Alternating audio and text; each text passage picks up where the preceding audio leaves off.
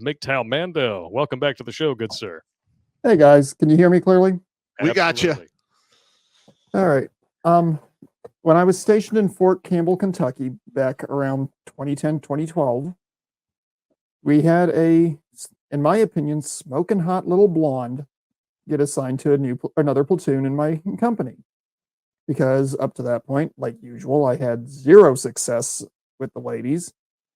I tried asking her out, and shock of all shocks, she actually said yes. We were going out for about 6 to 8 months. Only girl I've ever gotten to second base with, by the way. And she gets sent to some class for recon decon. I get sent to Fox Recon School about 2 weeks later, and we meet up at the training site, hang out for a couple hours. She gets back to home base and stops communicating. Well, for the remaining 5 weeks of Fox School, I'm trying to contact her at least once a day via text message because I always made it a point to send her a good morning beautiful text. Yes, I was that blue-pilled simp. There's your first mistake. Well, I probably set a speed record in that cruddy little Pontiac Sunfire I had at the time, getting back to Campbell at the end of the class.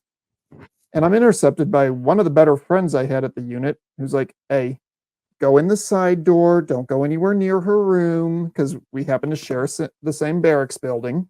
I'm like, okay, what's going on? Is she okay? They're like, yeah, she's fine. She just doesn't want anything to do with you. Like, Sounds about okay. Right. Why? She won't say. Because she's getting a dick somewhere else. She's a barracks bunny. I just sent you another story. Okay. You very well may be correct. No, we are correct. When she and I met, we both were in agreement that we were going to wait until marriage. So I was holding up my end of the bargain. I got Whether you. she was or not, I don't know. Probably not. Let's be honest. There are women out there who all of a sudden it's time to wait until marriage after they've stacked up 148 Diakas. Listen, Yeah, she's getting her either way, like I said, I held up my end of it. I got you. Whether she did or not, don't know, don't care. And listen, when you're young like that and something like that happens, it's incredibly painful for dudes. Yeah. And there are ladies who think that they're buttering you up when they say, well, I had a whore phase. I don't want to make that mistake with you because you're a good guy. Well, actually, they think they're buttering you up, but what they're really saying is, I gave it up to a whole bunch of assholes, but I'm going to make you work for it. Correct. About a month after I got back, seeing the amount of nonsense that was being caused between my platoon and hers, because every time I had to interact with her, she was colder than Elsa. You need to let it go. I finally called the branch manager for my MOS field and was like, look, I don't care where you send me. I just need off this post. Yep. I see bad things coming very soon. Get me off this post. And it's not deployment related. You can send me somewhere that's going to Iraq or Afghanistan. I don't care. Yeah, there you go. Okay. And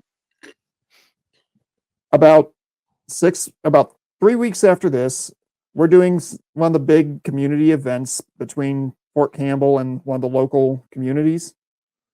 And she is saying she doesn't know where to go. I'm standing right there, and somehow I got tasked with the same general area that she was in. I was like, hey, you go down this street, turn here, you go to this location. She ignored me. The NCOs that were there were like, hey, he's trying to tell you where you need to go. She's not acknowledging. This is the very first time I broke out NCO voice. And literally everyone else in the bay just stopped what they were doing, turned and looked and was like, holy hell, he actually has a pair.